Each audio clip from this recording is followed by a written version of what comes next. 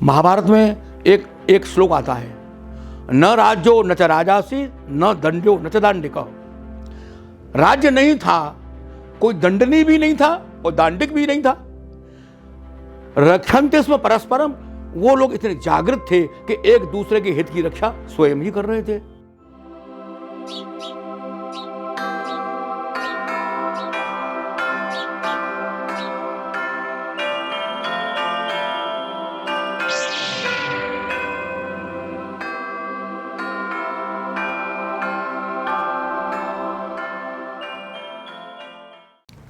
पंडित बनारसी दास चतुर्वेदी जी जो थे ना, वो तो विशाल भारत के संपादक थे। अच्छा, उन्होंने विशाल भारत नाम भी इसीलिए रखा था कि वो ये देख रहे कि भारत की जो सीमाएं हैं, एक भारत इस भूगोल के बाहर भी रह रहा है। एक भारत वो है जो इस भूगोल में रह रहा है, लेकिन एक भारत वो भी है जो भूगोल के बाहर है, और इसीलिए उन्होंने विशाल भारत नाम रखा था। तो उसमें वो सबको समेट लेते थे। तो उनका जो परिवार था, उनका जो कुनबा बना, उस कुनबे में उतना ही आदर जो है राहुल सांकृत्यायन का था। और दूसरे जो मार्क्सवादी, रामविलास शर्मा, अब रामविलास शर्मा तो ऐसे थे जिनसे उनकी ओहो कितनी गहराई में उनके व्यंग विनोद चलते थे।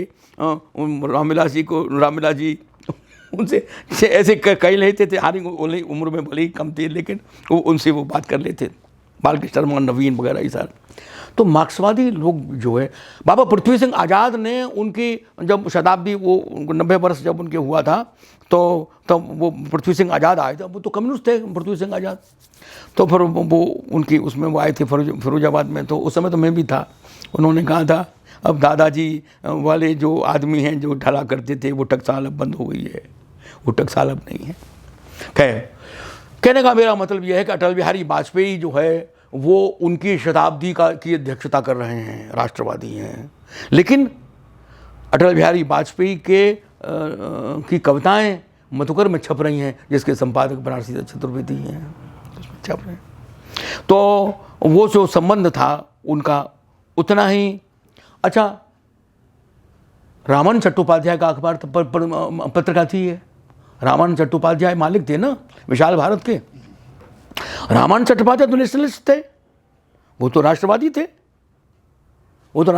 थे। और उन्होंने कहीं हिंदू महासभा में भाषण दिया, विशाल भारत में उन्होंने उनकी भाषण की ऐसी आलोचना की उन्होंने कि उनके जो मिलने वाले थे, रामानंद चट्टोपाध्याय के जो मिलने वाले थे, उन्होंने कहा कि ये तुम्हारा नौकर है और तुम्हारे खिलाफ ऐसे जहर उगल रहा है, ये हटाओ इसके लिए। रामानंद चट्टोपाध्याय की पागल आदमी हो, वो मेरा पूज्य है, मेरा आदरणीय है, मेरा श्रद्धेय है, तुम कैसी बातें करते हो। लेकिन इतने पर भी उन्होंने ये कहा, चतुर्वेदी जी, आपने मेरे भाषण की बहुत टीका टिप्पणी कर दी, मुझे तरह तरीके के लोग तरह तरह की बात करते हैं। तो उन्होंने कहा, देखिए, आप मेरी आलोचना की आलोचना करिए, उसको मैं छापूंगा। मैंने जो आलोचना की है आप उसकी आलोचना करिए और मैं उसे छापूंगा, उसका महत्व मैं दूंगा। और उन्होंने अपना मत लिखा और वो उसमें छापा। बात यहां मैं ये कहना चाह रहा हूं कि सबके केंद्र में क्या है? लोक मंगल। अच्छा, मार्क्स क्या चाहता है? किसी वर्ग का शासन हो जाए, या राज सत्ता इतनी तगड़ी हो जाए कि वो व्यक्ति के अहंकार को, व्यक्तित्व को घोंट दे, दम घोंट दे। क्या मार्क्स का ये मंतव्य था क्या? जब उन्होंने वर्गविहीन समाज की बात करी, जब उन्होंने राज्यविहीन समाज की बात करी, तो वहां उनका मतलब राज्यविहीन था या राज्य को इतना ताकतवर बनाना था कि वो व्यक्ति का दम घुट जाए, हैं, वो बेचारे को जगड़बंदी हो जाए, या एक वर्ग इतना सशक्त हो जाए कि बाकी वर्गों को दबा दे? क्या वर्गविहीन का मतलब ये होता है क्या? वर्गविहीन का मतलब कहीं कहीं नहीं। वो तो वर्गविहीन समाज किस लिए? लोक मंगल के लिए। राज्य विहीन समाज इसलिए लोक मंगल के लिए। तो उन्होंने प्रिंस क्रोपाटकिन ने अराजकवाद का प्रतिपादन किया था।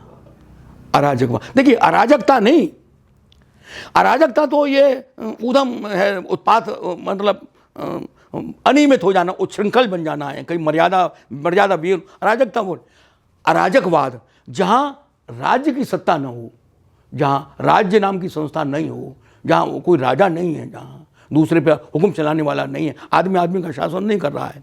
तो विशाल भारत में उन्होंने लेखमाला चलाई उन्होंने। और जब सोवियत सरकार ने उनको 2 बार बुलाया था, बनारसी दास जी को, तो उन्होंने कहा मुझे प्रिंस क्रोपाटकिन की समाधि पर फूलमाला चलाने की अनुमति दें तो मैं आऊँगा। उन्होंने कहा हाँ जरूर देंगे। तो प्रिंस क्रोपाटकिन की समाधि पर वो गए, उन्होंने उसका चित्र भी है उनका उसमें। अच्छा, तो कहने का मेरा मतलब ये है कि उन्होंने अपने लेखन में मार्क्स को भी लिया है, मार्क्स को भी स्वीकार किया है, मार्क्स को लिया है। और मार्क्सवादियों ने भी, अब तो राहुल जी स्वयं में जो जनपद आंदोलन का समर्थन कर रहे हैं ना, क्यों कि वहाँ जनपदीय संस्कृति की आज़ादी की बात है, सांस्कृतिक स्वायत्तता की बात है वहाँ। तो यदि लोकमंगल की प्रश्न है तो वहाँ तो लोकमंगल गांधी भी चाह रहे हैं और मार्क्स भी चाह रहा है। अच्छा, आप क्रांति किसे कहेंगे जहाँ युद्ध हो, संघर्ष हो और 10-20 लाख आदमी या 25-50 हज़ार आदमी मर जाएं, वो क्रांति है? या आदमी का सोच बदल जाए, सोचने का तरीका बदल जाए, ये क्रांति है? क्रांति किसे कहेंगे? आदमी का सोच बदल जाए। तो माने यह है कि मार्क्स ने जो प्रतिपादन किया वो भी लोक मंगल के लिए किया था, सबके सुखी करने के लिए तो किया था ना। निरी जगहों पर मार्क्स जो है वो ऐसा स्वीकार्य होता है, स्वीकार्य होता है, बात ठीक कह रहा है ना। जहाँ हिंसक और खून खराबे वाली बात आती है, ये बात तो गांधी जी के सामने भी आई थी, कई बार उन्होंने उनसे ये बात कही गई थी। तो उन्होंने कहा बहुत तेज दौड़ना चाहते हो ना, बहुत तेज चलना चाहते हो ना। उन्होंने ये उत्तर दिया, बहुत तेज चलना चाहते हो ना, जाना तो है, हमें वहीं जाना है, जाना तो है। महाभारत में एक श्लोक आता है, न राज्यो न च राजासी न दंडो न च दांडिका। राज्य नहीं था, कोई दंडनी भी नहीं था और दांडिक भी नहीं था। रक्षन्ते स्म परस्परम, वो लोग इतने जागृत थे कि एक दूसरे के हित की रक्षा स्वयं ही कर रहे थे। यदि समाज बन जाता है, जो राज्य नहीं है वहाँ स्वयं मनुष्य की संस्कृति इतनी विकसित हो जाती है, राज्यविहीन समाज बन जाता है, तो सोचने का तरीका बदल जाए। हम सबकी यह चीज़ है। तो समष्टि जो है ना, वो बहुत से अर्थों में साम्यवाद से मेल खाता है, समष्टि की बात है। और लोग समष्टि चेतना है, समष्टि हित है, सारी चीज़ें समष्टि हैं, है ना। वहाँ व्यक्ति स्वार्थ, अब ये जो व्यक्ति स्वार्थ है, प्राइवेटीकरण जो है ना, व्यक्ति स्वार्थ है, व्यक्ति स्वार्थ को बढ़ावा देना है, व्यक्ति स्वार्थ का वो करना है, संपत्तियों पर व्यक्ति के अधिकार की मान्यता देना है। तो यहाँ तो मार्क्स जो कह रहा है वो सच कह रहा है ना। तो मार्क्सवादियों ने भी लोक का अध्ययन किया है। वो चेरनीशव जो है ना, उन्होंने शेलिकेव, इन्होंने जो लोक संस्कृति को लेकर के, लोक साहित्य को लेकर के जो लेख लिखे हैं, जो किताबें लिखी हैं, है ना। स्वयं लेनिन का वाक्य है, जहाँ उन्होंने, मैंने फेसबुक पर लिखा था, जहाँ उन्होंने ये कहा था कि मेरी प्रेरणा ये लोकगीत हैं। तो भाई साहब, अच्छा, लोक में तो जन्म सभी लेते हैं, लोक में तो सभी जन्म, लेनिन का भी जन्म लोक में हुआ, मार्क्स का भी जन्म गांधी का भी जन्म लोक में हुआ है। तो लोक से विच्छिन्न तो कोई नहीं है, लोक को तो मान्यता वो भी देंगे, और लोक की जो प्रवृत्ति है वो भी लगभग उसी प्रकार की प्रवृत्तियां हैं। तो इस दृष्टि से मैं समझता हूँ कि लोग सर्वमंगल के भाव से, सर्वमंगल जहाँ आ जाता है वहाँ तो किसी का कोई विरोध होगा ही नहीं।